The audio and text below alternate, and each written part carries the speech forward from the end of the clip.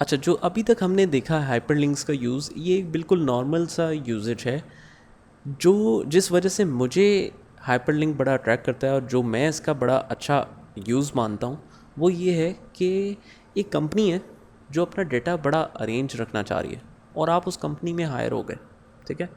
तो उनका क्या तरीका है, ज़ाहिर है जितना डेटा अरेंज होगा वो इतने ज़्यादा फ़ोल्डर्स प्रॉपर बना के और उस जगह पे रखना पड़ेगा, ठीक है। लेकिन आप एक कंपनी में जब जाते हो तो आप देखते हो कि यार उनकी डी ड्राइव में सारी कंपनी की फ़ाइल्स पड़ी हुई हैं और सबसे पहले फ़ोल्डर है कंपनीज़, फिर है कंपनी ए, बी और सी। फिर कंपनी ए में अगर आप गए तो उसमें एडमिन, पेरोल और अकाउंट्स का फ़ोल्डर है। फिर इसी तरह मंथ्स का फ़ोल्डर है। तो दैट मीन्स कि आपने डेटा तो अरेंज बहुत ज़्यादा रखा हुआ है, लेकिन उस बंदे को जिसने आपको काम देना है, ज़्यादातर उसके काम ये जो भी कोई कॉमन काम होंगे वो 10 से 15 ही होंगे। मतलब 10 से 15 शीटें उसको मैक्सिमम, 10 से 15 कोई फाइल्स, कोई वर्ड की फ़ाइल्स, कोई लेटर या कोई पीडीएफ की फ़ाइल या कोई एक्सेल की फ़ाइल, मतलब 10 से 15 फ़ाइलों की इसको अक्सर ज़रूरत पड़ती होगी। तो बजाय कि वो एक एक फ़ाइल को खोलने के लिए भी 10-10 फ़ोल्डर्स में जाए कि पहले जनाब कंपनी ए पे क्लिक किया, फिर अकाउंट्स में क्लिक किया, फिर जून पे क्लिक किया, फिर इस फ़लाँ फ़ोल्डर में क्लिक किया, फिर फ़लाँ फ़ोल्डर में क्लिक किया, तब जाके बैंक बुक आई।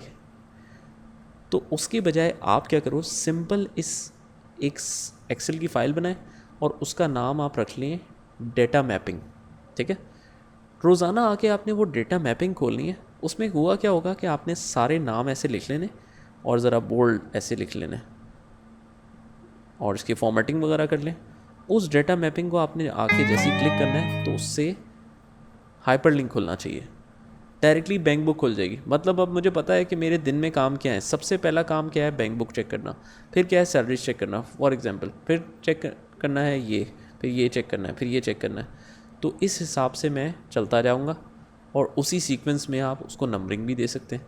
तो मैं क्या करता हूँ, ये बैंक बुक लिखा हुआ है तो मैं राइट क्लिक करता हूँ और रिमूव हाइपर लिंक करता हूँ। पहले राइट क्लिक करके हाइपर लिंक में दोबारा से जाता हूँ और मैं कहता हूँ कि जब भी मैं ये क्लिक करूँ तो डी में जाओ, एक्सेल में जाओ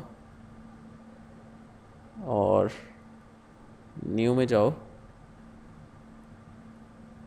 या फिर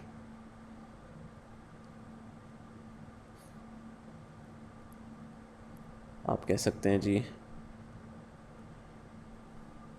चलो कोई भी फ़ोल्डर हम ले लेते हैं। हम कहते हैं जी जब भी हम क्लिक करें तो एक्सेल में जाओ, बीएसएस में जाओ, इसमें जाओ, इसमें जाओ और किसी भी फ़ोल्डर पे हम क्लिक कर देते हैं, इस पे चले जाओ, ओके कर दिया। बहरहाल ये बताना मकसद था कि आप जितने भी फ़ोल्डर्स में आप जाके एक फ़ाइल को एक दफ़ा बस आपने सिलेक्ट करना है, वो बेशक 10 फ़ोल्डर्स के बाद पड़ी हो। ये बैंक बुक बन गया।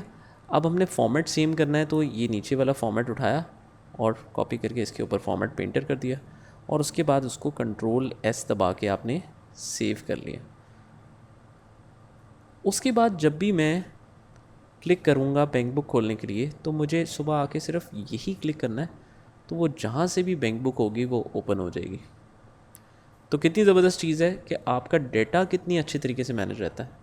हाइपरलिंक्स का ये तरीका बताना इसलिए ज़रूरी था क्योंकि बहुत सारे लोगों को पता है कि हाइपरलिंक्स ये कर सकता है, लेकिन उन्होंने कभी अपनी आसानी के लिए यूज़ नहीं किया कि हाइपरलिंक से ये भी आप काम कर सकते हैं कि सिर्फ एक शीट ही आपने खोलनी है और पूरे दिन में आपने कोई काम, ये टेंशन लेने की ज़रूरत ही नहीं कि कौन सी डेटा कहाँ कहाँ पड़ा है।